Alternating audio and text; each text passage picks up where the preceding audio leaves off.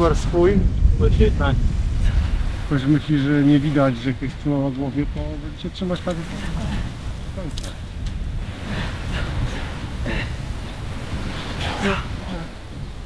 3.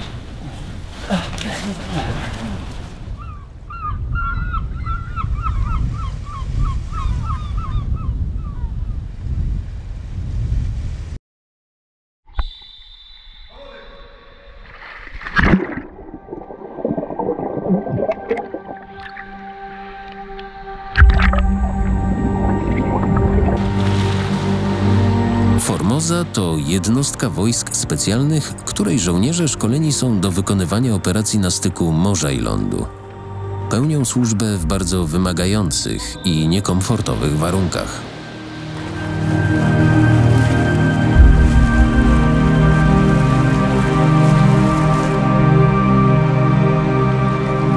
Selekcja kandydatów do służby w grupach szturmowych jednostki wojskowej Formosa obejmuje 5 etapów. Pierwszy etap to analiza nadesłanych ankiet, drugi etap to test sprawności fizycznej, etap trzeci to badania psychologiczne, etap czwarty to test wielodniowy realizowany w trudnych warunkach klimatyczno-terenowych oraz etap piąty, finalny, to rozmowa z dowódcą jednostki. Podczas egzaminu z WF-u kandydaci na żołnierzy Formozy muszą między innymi zdać sprawdzian z pływania, ale ich sprawność fizyczna jest testowana również na sali gimnastycznej i na bieżni. Wymagania, jakie stawia przed nimi jednostka, są wysokie. Jeśli nie przygotujesz się do nich dobrze, odpadasz. Jest ciężko, no tylko że szkoda, bo tyle przygotowań, trochę wyrzeczenia. Pierwsza konkurencja, która była, można powiedzieć, pewna, a się nie udało.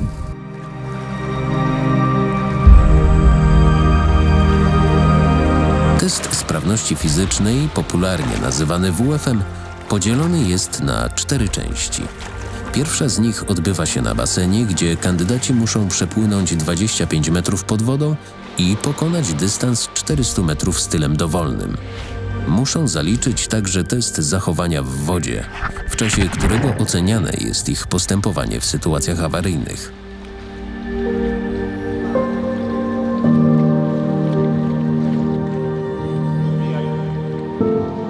Drugi blok sprawdzianu obejmuje podstawowe ćwiczenia sprawdzające przygotowanie siłowe i wytrzymałościowe kandydatów.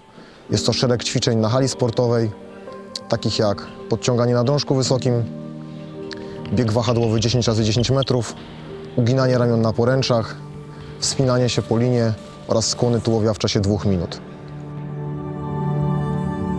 Następnie kandydaci realizują bieg na dystansie 3 km.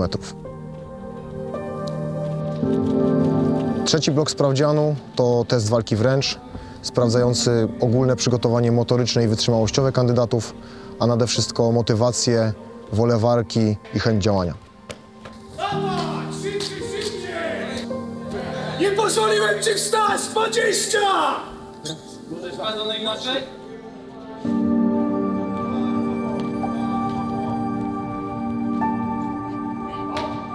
To ma być 110% i nie tylko wtedy, kiedy instruktor patrzy i pogania. Bo kiedy przyjdzie do prawdziwego działania, to nikt was nie będzie poganiał. Melduję skończenie ćwiczenia! Melduję kończenie ćwiczenia. Powstań! Ostatnim elementem jest sprawdzian wodno-wysokościowy, w czasie którego kandydaci wykonują skoki do wody z różnych wysokości, wspinają się po drabince z Peleo oraz wykonują kolejne ćwiczenia w warunkach wychodzących poza strefę komfortu w środowisku wodnym.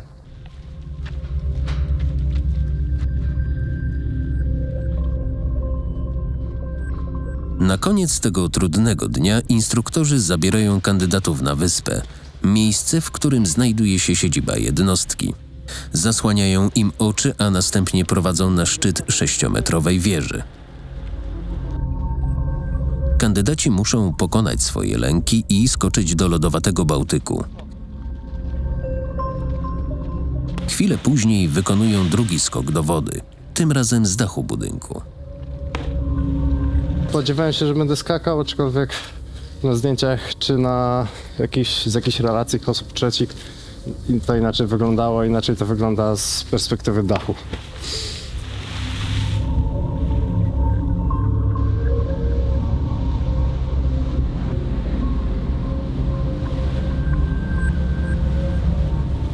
Woda nie była dla mnie problemem. Największą przeszkodą było wpięcie się po wszystkich oponach przy nadbiegających silnych falach przez mózg.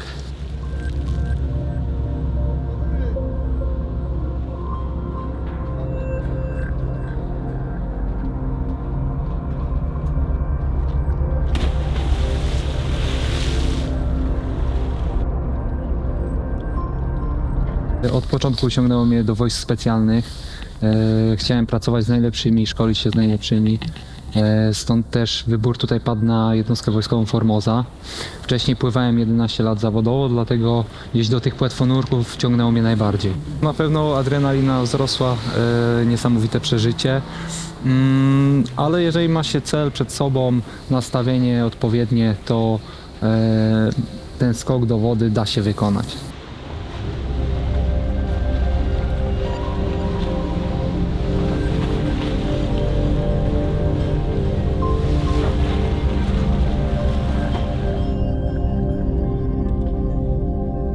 Gdyby to nie była taka impreza jak selekcja, to nie wiem, czy bym skoczył, czy bym chciał skoczyć, ale już staję się przed krawędzią i nie ma odwrotu. No. Po to tu przyszedłem i nie było wyjścia, żebym nie skoczył. No. A wrażenia, no, pierwszy raz w życiu coś takiego zrobiłem i przede wszystkim na takiej wysokości. No i było dość ciekawe. Ale niektóre zadania przygotowane przez instruktorów, można powiedzieć, że to były takie niespodzianki. Nie są to rzeczy, które są podane na stronie, więc jest to pewnego rodzaju zaskoczenie.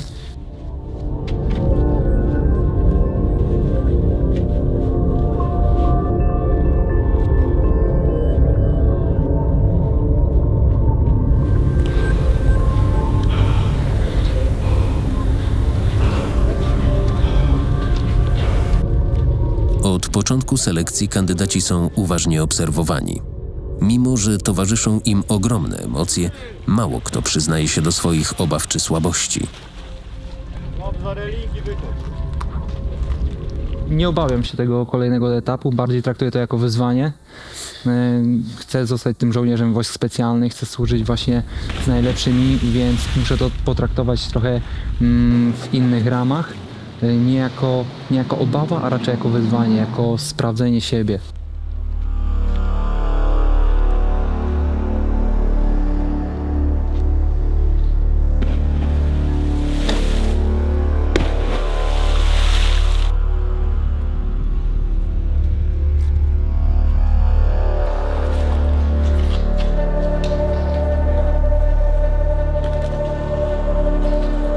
Kilka razy miałem takie myśli, że kurczę, mogą odpaść. No przede wszystkim czułem, że jakbym odpadł, czułbym, że zawiodłem wszystkich moich bliskich tutaj, którzy wiedzieli, że tu jestem, że biorę w tym udział, moją dziewczynę, moją rodzinę.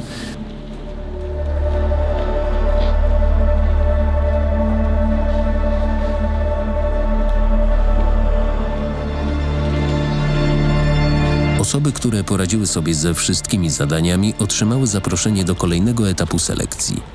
Do sprawdzianu w terenie przystąpiło niemal 30 kandydatów.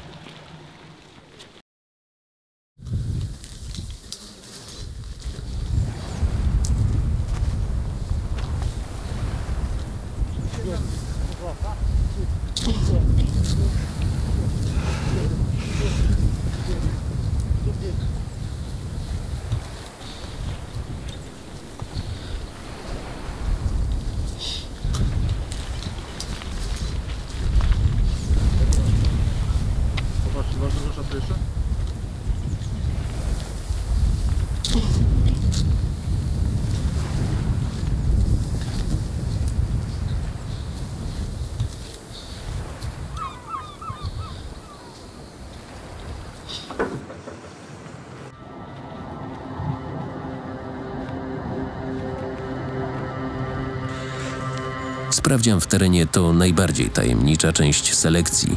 Choć w przestrzeni publicznej można znaleźć garść informacji na jego temat, to żaden z kandydatów do końca nie wie, z czym przyjdzie się mu mierzyć.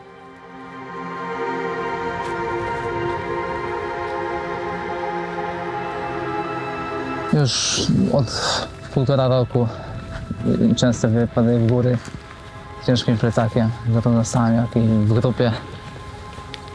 Jednakże są rzeczy, które potrafią zaskoczyć.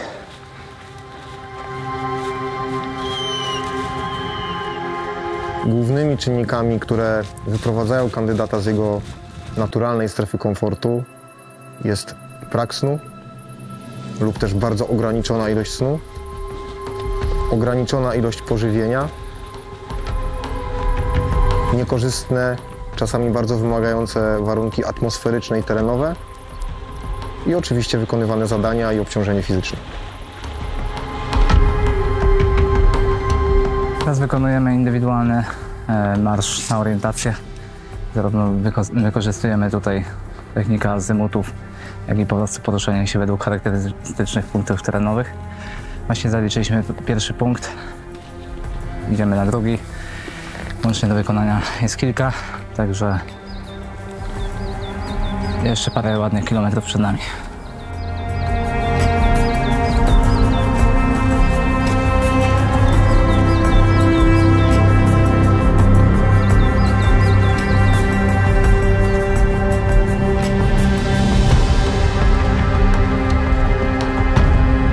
Cały czas od początku uważam właśnie na teren, także korzenie wystające, śliskie, tak jak było w pierwszych 2 dniach. No co mnie zabije, to mnie wzmocni.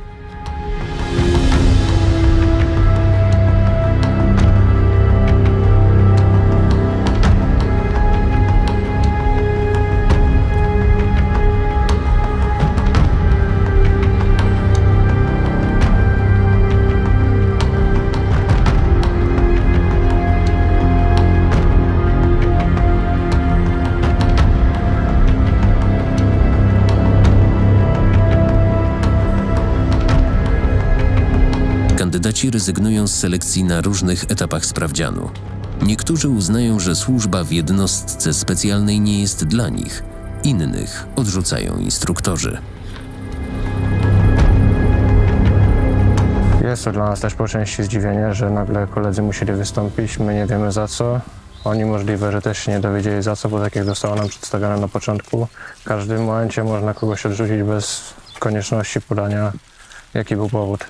Na pewno w każdego głowie się pojawia wtedy takie zastanowienie, ale najważniejsze jest to, żeby się skupić dalej na tym, co my musimy wykonywać do przodu. Nie patrzeć wstecz, tylko to, co jest teraz i co mamy zaraz zrobić.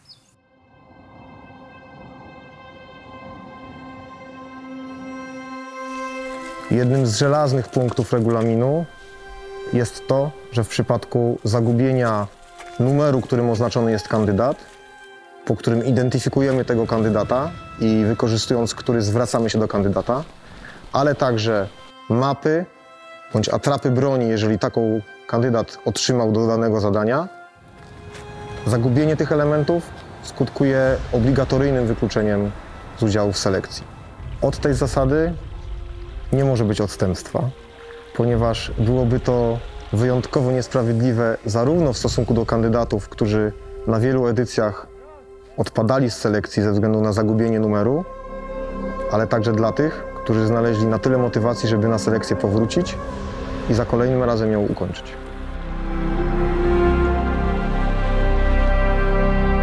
Mimo dyskomfortu, zmęczenia i niejednokrotnie bólu, najwytrwalsi idą dalej. Od tego momentu aż do zakończenia selekcji coraz większe znaczenie będzie miała motywacja i charakter kandydatów.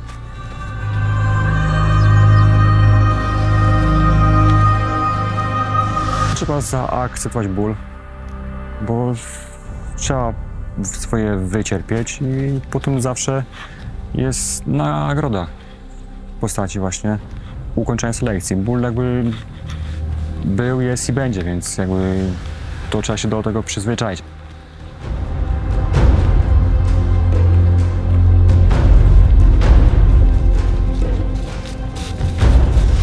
Szczerze, boli, ale jak się ktoś przygotowywał, był przyzwyczajony do tego bólu, to już tutaj perspektywa celu zabija cały ten ból i się o tym myśli.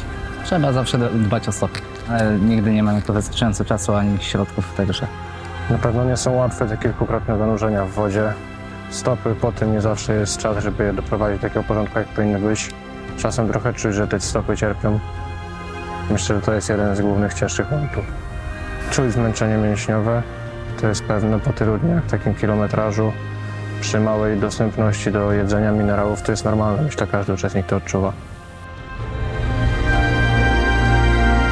Mimo że kandydaci część zadań wykonują indywidualnie i są wówczas zdani tylko na siebie, instruktorzy wymagają od nich również umiejętności współpracy. Operator wojsk specjalnych powinien doskonale radzić sobie z pracą w grupie. Bardzo szybko w takich warunkach zgrywają się ekipy, zarówno w mniejszych teamach, jak wykonujemy zadania, jak i całością. Widzimy po prostu, czy można drugiej osobie zaufać, zdecydowanie tak, i dosyć szybko się takie relacje nawiązują. Mimo właśnie tak jak tutaj pani wspomniała, nie rozmawiamy za dużo. Jeżeli ktoś zawala i nie wyrabia się w czasie, to my w momencie, kiedy dostajemy karę, to już myślę, jak następnym razem mu pomóc, żeby do tego nie doszło. Faktycznie zasada odpowiedzialności zbiorowej funkcjonuje i jest stosowana jako jeden ze środków dyscyplinujących kandydatów. Nie zawsze, ale w wielu przypadkach znajduje swoje miejsce. Ta zasada od samego początku uczy kandydatów jednej podstawowej rzeczy, że cała grupa jest tak silna, jak jej najsłabsze ogniwo, a błąd każdego żołnierza w realnym działaniu może skutkować niepowodzeniem dla misji oraz zagrożeniem dla zdrowia i życia realizującej jej grupy.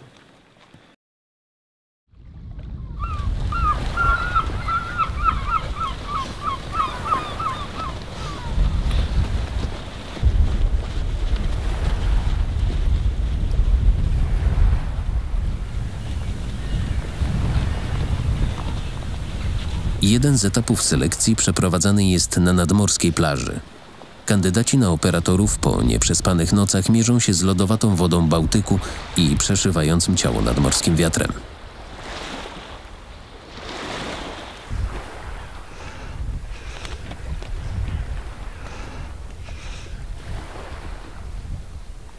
Każda prosta czynność, jeżeli przeniesiemy ją do nienaturalnego i wymagającego środowiska, jakim jest zimny Bałtyk w połączeniu z piaszczystą plażą, nabiera szczególnego i nowego wymiaru.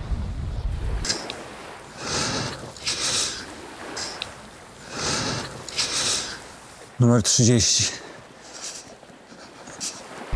Jestem tutaj już drugi raz na selekcji. Za pierwszym razem nie udało się przejść, dlatego podjąłem decyzję, że spróbuję jeszcze raz.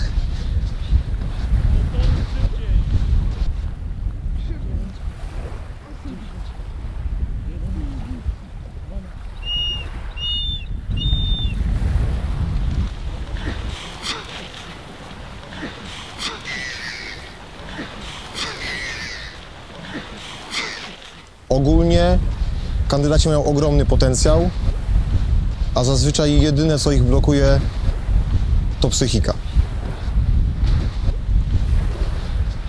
Nam się nie podoba wersja na lekko, to może zrobić spontanicznie. Wbrew potocznym opiniom nie trzeba być superbohaterem, aby ukończyć selekcję. Kandydaci, którzy odnieśli sukces, zawdzięczają go determinacji oraz wysiłkowi włożonemu w przygotowania. To właśnie tutaj sprawdza się maksyma chcieć to móc.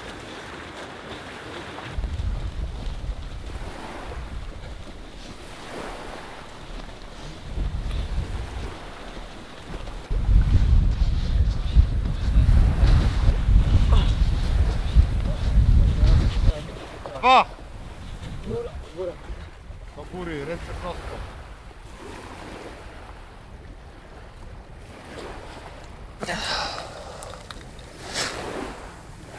Wydaje mi się, że chyba na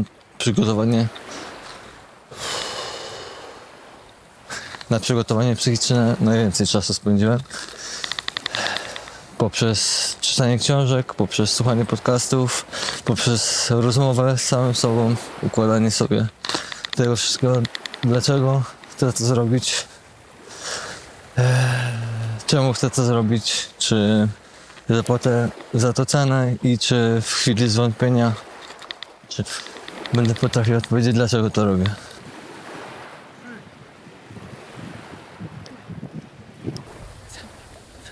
Ktoś myśli, że nie widać. widać, że chętnie na głowie, to będziecie trzymać tak do końca.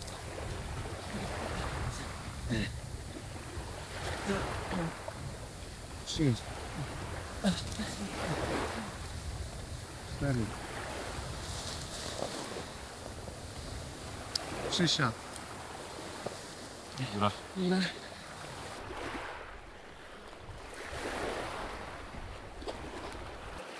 W niewielkiej grupie ludzi instruktorzy muszą odnaleźć tych, którzy w przyszłości staną się operatorami zespołów bojowych, gotowymi wykonać najtrudniejsze zadania.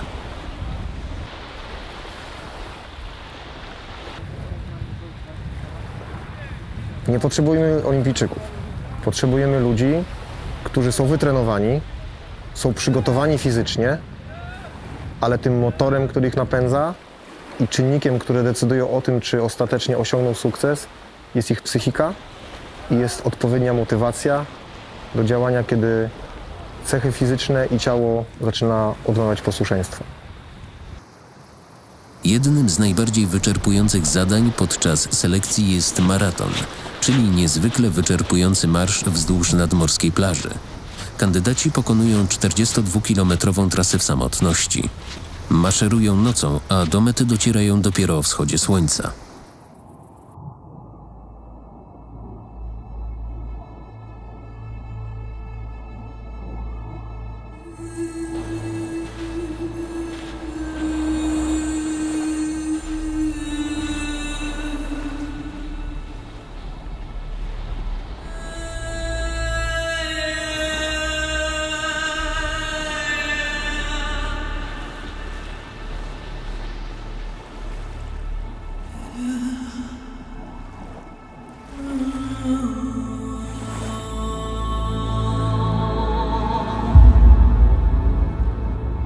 Zdecydowanie dla mnie ostatnie zadanie było najtrudniejsze. Tutaj tylko i wyłącznie siła woli dociągnęła do końca. Nogi już odmawiały posłuszeństwa. Mówię, tutaj szła głowa, a nie ciało.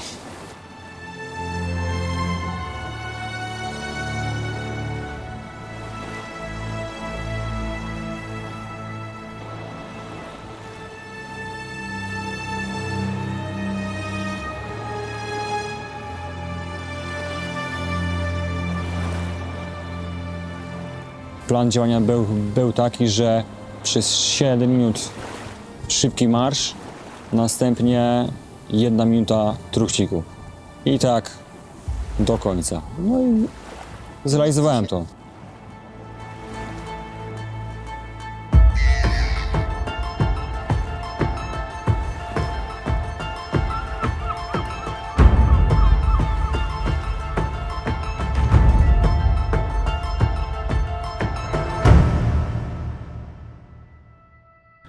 Naszym zadaniem jest wybrać odpowiednich ludzi, którzy będą w przyszłości nurkami bojowymi. Wierzę, że dokonaliśmy przez te ostatnie dni odpowiedniego wyboru. Mam wam do przekazania 3 sprawy.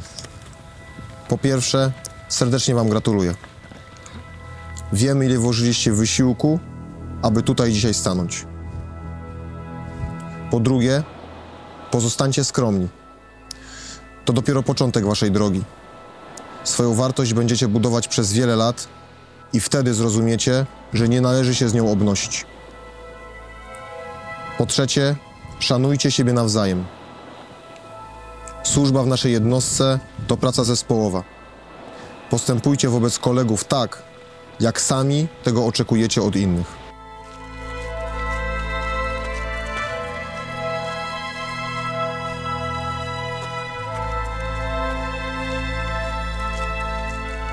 Nie chciałem się skupiać na pojedynczych sprawach. Chciałem się skupić tylko na tym, żeby uświadomić siebie i przede wszystkim swój mózg, swój umysł na temat tego, że to będzie na pewno najcięższa przeprawa, jaką kiedykolwiek w życiu musiałem się podjąć.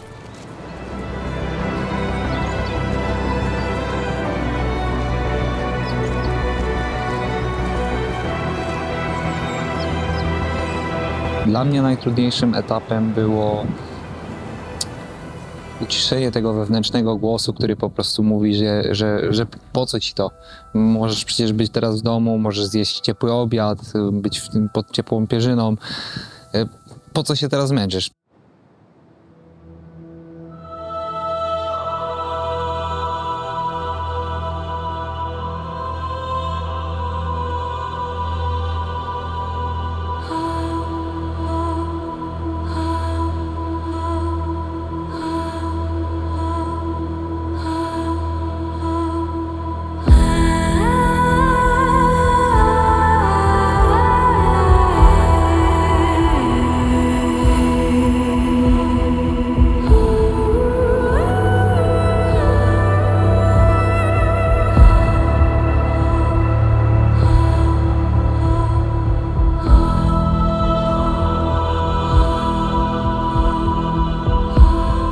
Selekcja kończy się na wyspie, w bazie nurków bojowych imienia komandora Józefa Rembisza.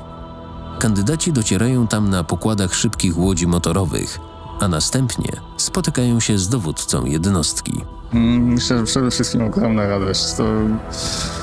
To jest coś, czego się nie da opisać. Są różne doświadczenia, które można osiągnąć i które można zdobyć, ale przejście czegoś takiego to jest wyzwanie samo w sobie i radość jest po prostu niewyobrażalna do momentu, w którym się tego nie przejdzie. To zawsze był mój życiowy cel i największe osiągnięcie, więc myślę, że tutaj bez porównania jest to taki poziom endorfin, którego do tej pory nie doznałem. Wspaniałe, zdecydowanie. Jest to takie też kwintesencja i podsumowanie tego, o co się staraliśmy, takie wisienka na torcie i pokazanie naocznie tego, z czym będziemy wiązać swoją przyszłą służbę.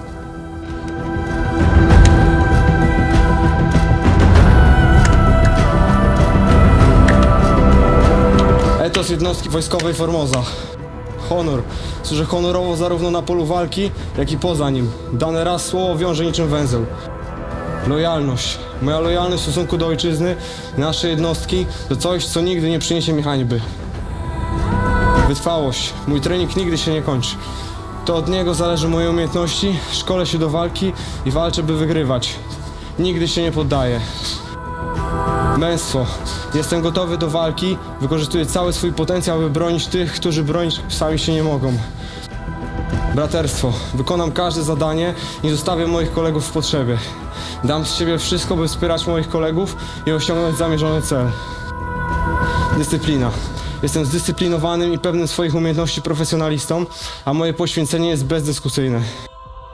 Szacunek. Jestem dumnym spadkobiercą odważnych i dzielnych żołnierzy, którzy przelali swoją krew, by bronić niepodległości mojej ojczyzny. Jestem żołnierzem. Znam swoją wartość, nie szukam poklasku, nie szczycę się umiejętnościami.